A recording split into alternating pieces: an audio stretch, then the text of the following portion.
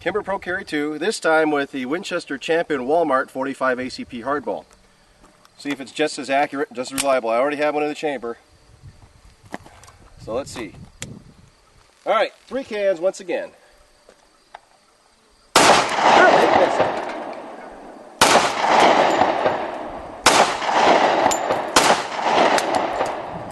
Oh, other one fell down.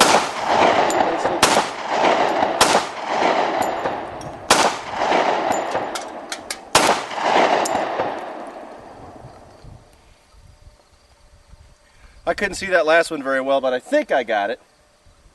Hard to say. Distances are like, I don't know, 10, 12, and maybe 17 yards. So after like 15 yards, my eyesight gets really bad anyway, but empty. And my Don Hume 721 pancake holster. Now, one of the things I do not like about the Kimber, if there's anything to dislike, is of course the magazines. If you've seen any of Pete over at the Armory channel, his videos, he'll tell you the same thing. And not because they're made poorly. 1911 magazines, they've been making them for 100 years too.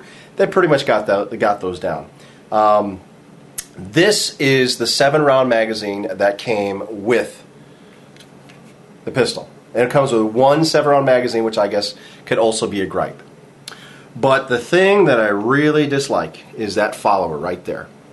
Not that it's unreliable, not that it doesn't work, but it's because of this. I don't know if you can see down here, right here. See those scratches?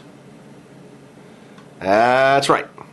That was caused by the follower on the last round tilting forward and scratching the frame. Now the problem, one of the problems with aluminum alloy frames is this, is that you cannot repolish them on your own. You'll ruin it. So if you get scratched up, fortunately most of the scratches are below the feed ramp. So it's not really an issue. I haven't had an issue with it. It's just cosmetic mostly. I just don't like it though. But if the feed ramp itself were to get scratched or damaged, you would have to send it back to Kimber and let them do it. So if you run into that, don't try to repolish your own aluminum alloy frame feed ramp. You'll mess it up. Just to give you an idea, this is a Kimber factory 8-round magazine. Alright, Kimber, $20 at a gun show, I think it was. And look at the follower on this one. Okay, you notice that, of course, you have the piece of steel that goes down. It's a non-tilt follower, so it can't bend forward and scratch the frame. I don't use this magazine anymore. Alright, this will not go in my gun. This is actually the one I usually carry. It doesn't have a base pad on it, so it sits flush in the gun. Actually, I won't do that now. This is my backup magazine. It's an Act Mag, no vac. And this is the one I keep in, this is my spare mag that I carry. Sometimes I carry 2 spare mags depending on what kind of pocket format that I have. These are great magazines also, very smooth.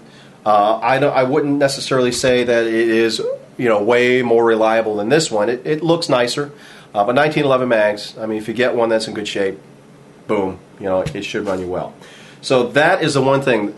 If you get an alloy frame Kimber, it will come with a magazine like this, unless it's one of the custom shop guns. Then it'll come with an 8-round, probably with a base pad.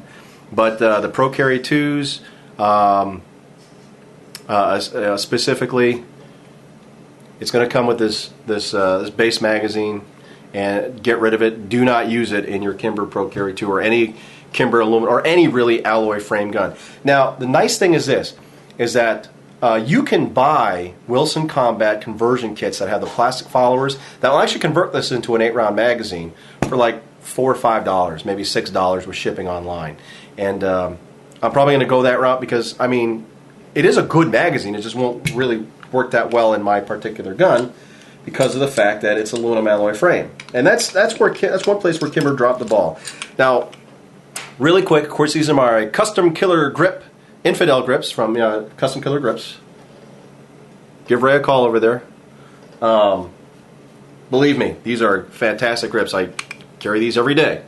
One thing that you notice is this black finish. It's called, oh goodness, I can't remember the name of this finish now. Oh, it's going to kill me. I'm sorry. But anyway, the purpose of this particular finish is that it doesn't require lubrication. So actually, I run these dry. I may put a little dab of oil in the insides of the rails, but then I'll wipe it off.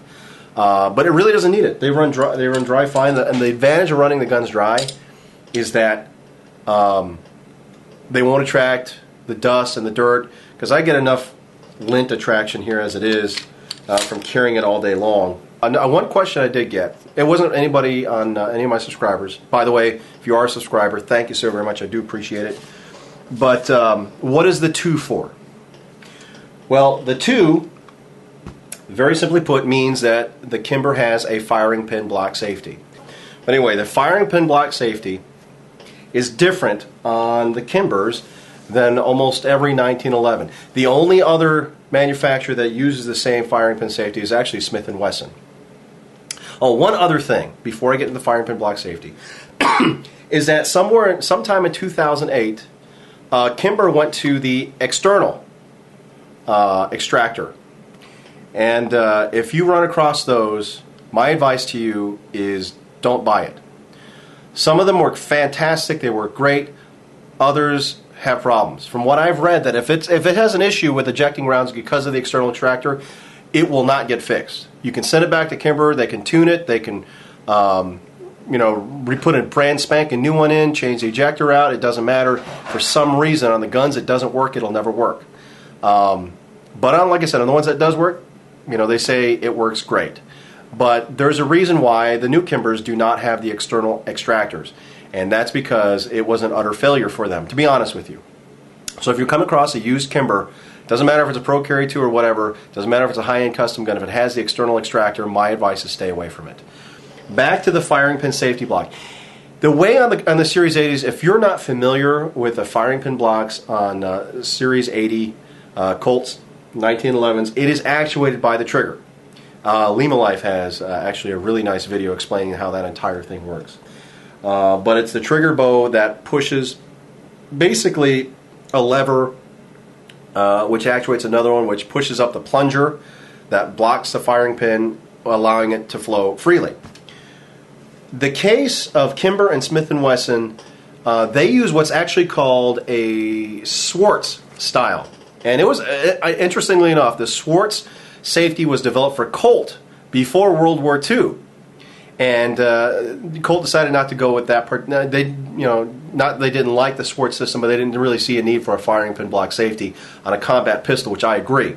And if I had my choice, I would not have a firing pin block safety on a 1911. But if it's there, I will not remove it. Removing a safety feature from a gun is a definite no-no and opens up a whole bunch of legal can of worms. But the Swartz safety is actually actuated by the grip safety. And I've got a diagram here. I don't know if this is going to help how that works.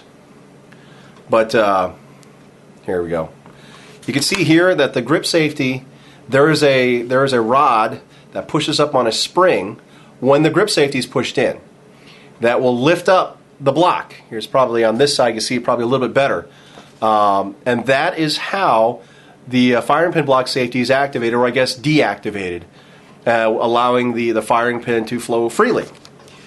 Now the advantage of this is that it has no connection to the trigger whatsoever. It is completely actuated or deactivated or whatever by the grip safety. So the trigger is really, there's no effect on it. And a lot of people say that, or some people say that because of the fact that the firing pin safety is deactivated or is part of the trigger mechanism in the Series 80 guns, is that it does affect the trigger pull. And it's hard or nearly impossible to get that glass rod breakage trigger pull from a Series 80 style of firing pin block 1911 than it is a non-firing pin blocked or a Swartz style, which, like I said, the Kimbers and the Smith & Wessons use. Other people on forums will tell you no, that's not the case. But either way, that's the design that Kimber decided to go with for whatever reason. It's not, like I said, a new design. It's been around since the 30s. And just basically that's the way Kimber decided to go. Now the trigger pull, by the way, on the Kimber Pro Carry II, as it comes from the factory, mine is measured about 4 3/4 pounds. It's not exactly like a glass rod breaking, but it is really quite crisp. So very, very infinitesimal creep. It is an adjustable trigger too. You know, the 3 holes aren't just for looks. There's a little set screw right there, so I can adjust the travel. I like it how it's set by the factory. I like a little bit of take up. You know, it doesn't have to be a lot, but I like to feel that trigger setting before I engage it. So that's my personal preference. Another thing, or a knock against the Kimbers, if you want to call it a knock, is their use of MIM parts. But specifically, the grip safety is a MIM part. The slide stop is MIM'd. I think the sights are MIM'd as well. The thumb safety is a MIM part. You know, if it really concerns you, the only part that I would think would be a concern at all would be the slide stop, because I mean, you got the barrel slamming in there during the firing process. You know, you can buy slide stops, steel slide stops, even like Wilson Combat ones for relatively cheap, and you know, in a black or blue finish, and you know, it's going to be fine. I haven't had an issue with, like I said, I've only had about 300-400 rounds, so obviously I haven't had a durability test conducted on it yet, or any type of long-term test. The other thing that sometimes people knock on a high-end pistol like the Kimber is the fact that they use a plastic mainspring housing. This is a black plastic checkered mainspring housing. It's flat. I prefer the flat mainspring housing too. And I have medium-sized hands. They're not huge, but when I had arch mainspring housings, for some reason I shot low. You would think it'd be the opposite, but I would shoot low with them. But you can get a steel checkered mainspring housing for about $15, $16, $20, shipped to your home even, I think. So if that's an issue, you know, go ahead. Colts have used plastic mainspring housings for years, for 20 years, 20, 30 years maybe. So it's, you know, to me it's not an issue. To you it might be, but to me it's not. You know, granted it is a Kimber, they do cost more, but you know, there is still a lot more to this pistol than your stock 1911 as well. Kimber 3 and 4 inch barrels have no barrel bushings. They have conical barrels, bull barrels rather. And a nice advantage of that is it does add a little more weight to the front, especially in a lightweight gun, where you know, it'll reduce the muzzle flip a little bit. I've never had an issue with that. I've been shooting 1911s, 45s for so long. And by the way, in my opinion, there's only 2 calibers that a 1911 should come in. That is, of course, 45 ACP, and I will concede, or I will give concession for a 10 millimeter 19. I used to have a Delta Elite. I love that gun. I wish I still had it. But other than that, really, most people that are familiar with guns have heard of Kimbers. They may have held them, shot them, you know, fondled them. You'll know the difference between that and a cheaper one right away, the way it feels, the fit, the finish. They come really tight. The barrel, there's no play in it when it's locked up. Absolutely none.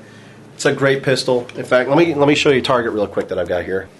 Okay, this is the very first time I took my Kimber Pro Carry II to the range. Not bad. This is all about 30 feet, 25, 30 feet, combat ranges. I was shooting a little low just because I was getting used to it, but they grouped very, very well. You know, a couple I tried offhanded, just, you know, one-handed. Those are some of those little flyers out there. This is the second time I took it out. About maybe 2 or 3 weeks later, I was able to zero it in a little bit better. Same range, indoor shooting range. You know, nothing special about it. Some of this actually is hollow point, and actually the hollow point ammo was the one that hit close to the center, and then the rest is the Walmart Champion 230 grain hardball ammo. So very accurate, reliable pistols. No complaints about them. You can't go wrong buying a Kimber, and I highly recommend them.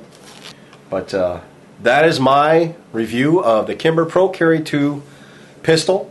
I hope it hasn't gone too long. I know this is going to be in 2 parts, but I hope you enjoyed it.